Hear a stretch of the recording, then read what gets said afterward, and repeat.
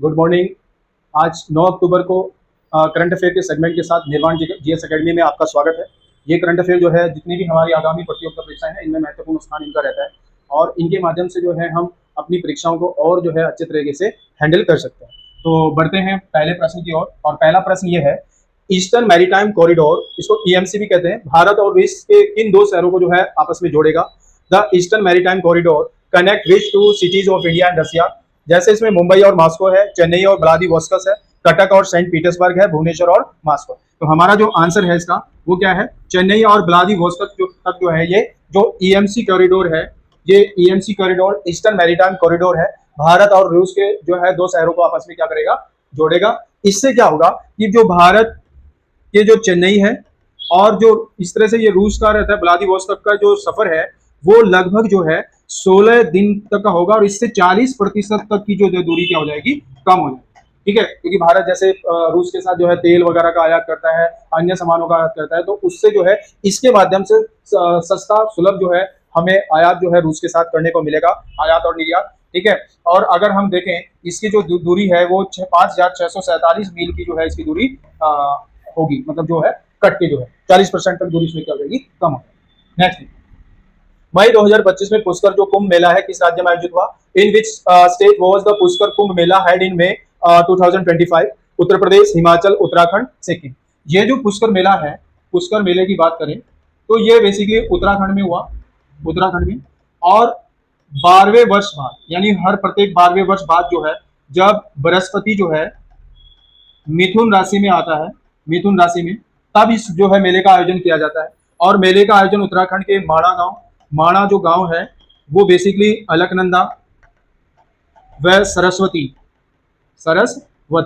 जो सरस्वती नदी है उसके संगम पर है, जिसको बेसिकली केशव प्रयाग भी क्या कहते हैं उत्तराखंड में है। और इसका आयोजन जो है बेसिकली माणा गांव उत्तराखंड में हुआ है। ठीक है, तो इसका आंसर क्या हो जाएगा? उत्तराखंड। नेक्स्ट, हाल ही में किस देश ने प्रधानमंत्री मोदी को अपना सर्वोच्च नागरिक सम्मान grand collar of the nation of order of the southern cross से सम्मानित किया है? Recently which country confirm its highest civilian honour?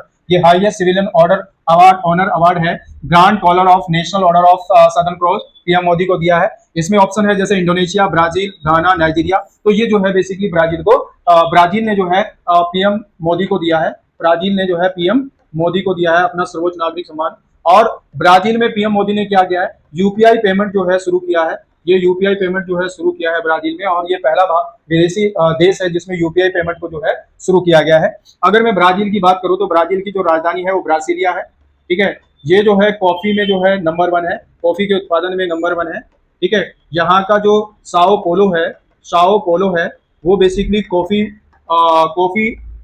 Heart of the world कहलाता है।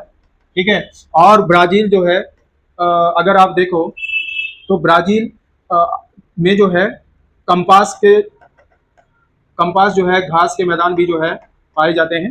ठीक है, ब्राजील अपनी जो है विशेषता के कारण जो है या देखिएगा ब्राजील जो है विश्व में क्षेत्रफल की दृष्टि से जो है 5वें स्थान पर आता है। ठीक है, नेक्स्ट देखते हैं, खेलो इंडिया यूथ गेम 2025 के लिए जो शुभंकर है उसका क्या नाम है? What is the name of Muscat for Khelo India youth game 2025? Option है जैसे सिंहराज, वीर, अशोक, गज सिंह। इसका जो आंसर है वो गज सिंह है। यानी जो खेलो इंडिया यूथ गेम है, ठीक है, अब इनकी अगर मैं शुरुआत की बात करूं तो इनको शुरुआत 2018 में खेलो इंडिया स्कूल गेम से की गई नई दिल्ली से। ठीक है, 2019 में क्या किया? इसको नाम बढ़कर खेलो इंडिया यूथ गेम्स जो है इनका नाम स्थान 2019 में रख दिया गया। और जो 2025 के गेम हैं वो बिहार में हुए और इनका जो मस्कट है वो गज सिंह को रखा गया।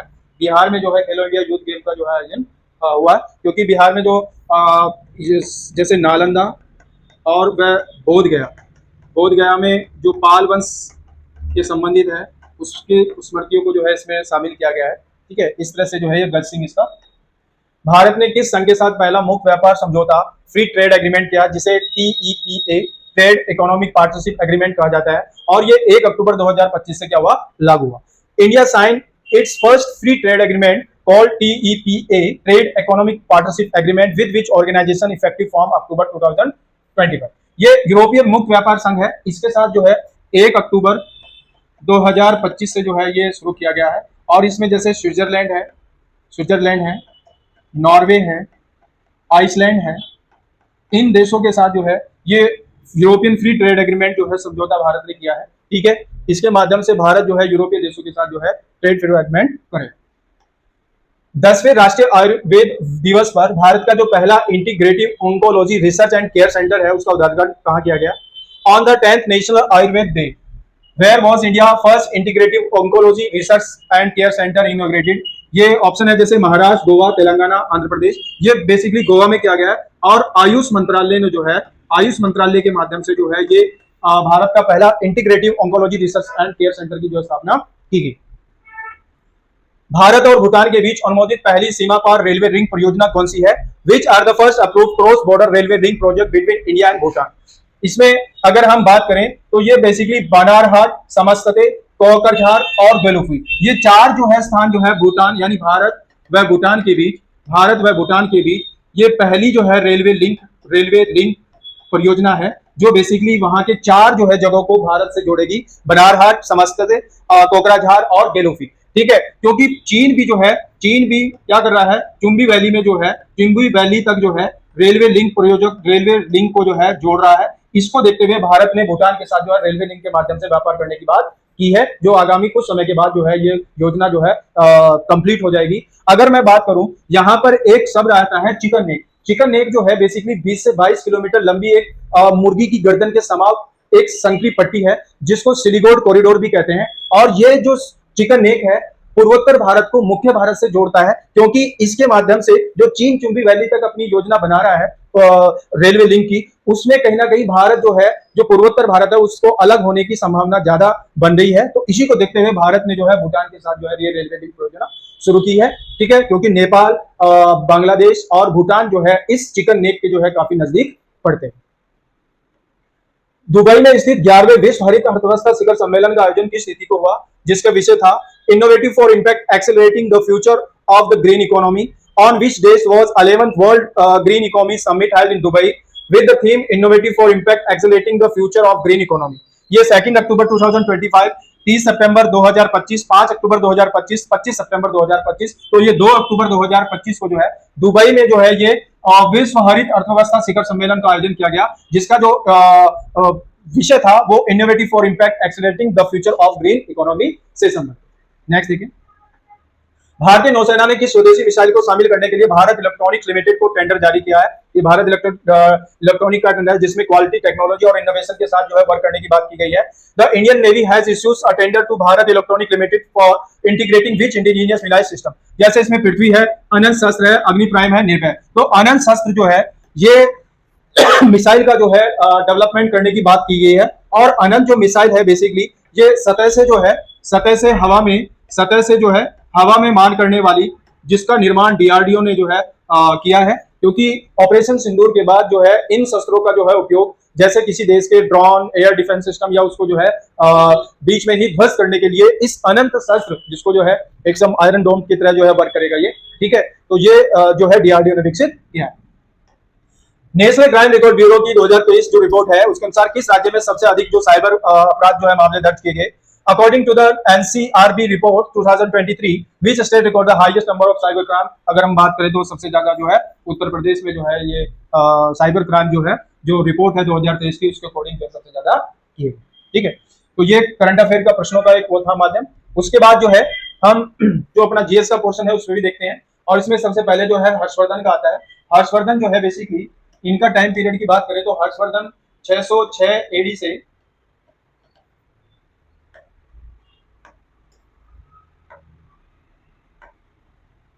ये 606 एडी से 647 एडी तक इनका टाइम पीरियड रहता है। ठीक है, उत्तर भारत के अंतिम हिंदू सम्राट कहा जाता है, इनको सम्राट कहा जाता है, क्योंकि उसके बाद जो है मुस्लिम इन्वेडर जो है भारत में आगमन हुआ। इनके जो दरबारी कवि हैं वो बाण भट्ट हैं, जिन्होंने कादम्बरी और हर्षचरित्र जो है उसकी रचना करी। अगर हर्षवर्धन की बात करें तो इन्होंने भी 3 जो है रचना की, प्रियदर्शिका, रत्नावली।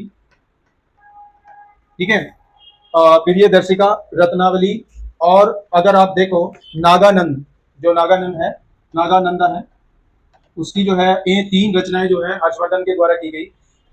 चालुक्य शासक पुलकेशिन सेकंड, पुलकेशिन जो सेकंड है, उन्होंने नर्मदा नदी के तट पर, नर्मदा नदी के तट पर इनको जो है पराजित कर दिया था।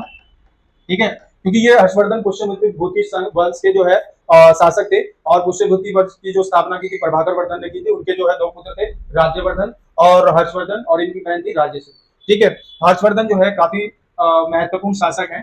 ठीक है, अगर और इनके बारे में हम बात करें तो इनको जो है पुलकेशिन सेकंड ने हरा दिया था। ठीक है, हुएन जो है, हुएन इनके समय में आए थे, जिनको यात्रियों का राजकुमार,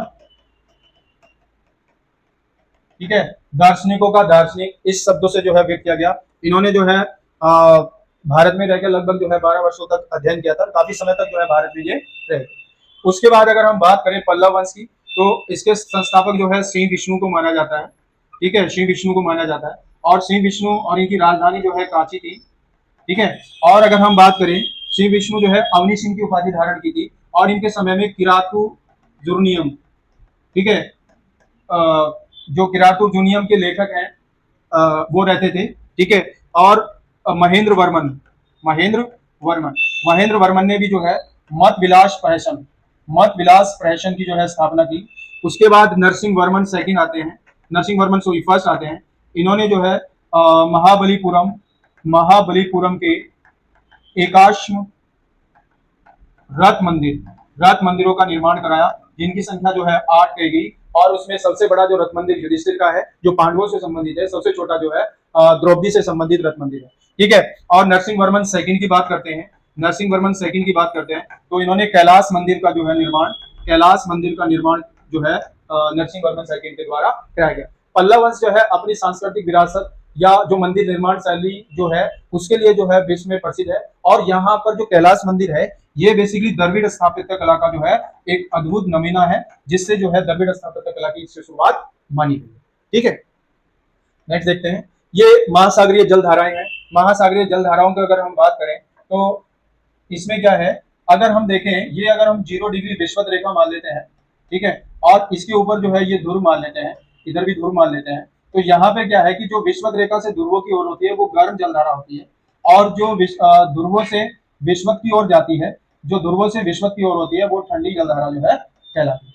अब यहाँ पर अगर हम बात करें तो जैसे प्रशांत महासागर है, तो प्रशांत महासागर में जो जितनी भी जलधाराएं हैं वो ठंडी भी है, गर्म भी है। जैसे क्यूरोसियो है, क्यूरोसियो है, ये जापान की काली धारा कहलाती है, जापान की काली धारा कहलाती है।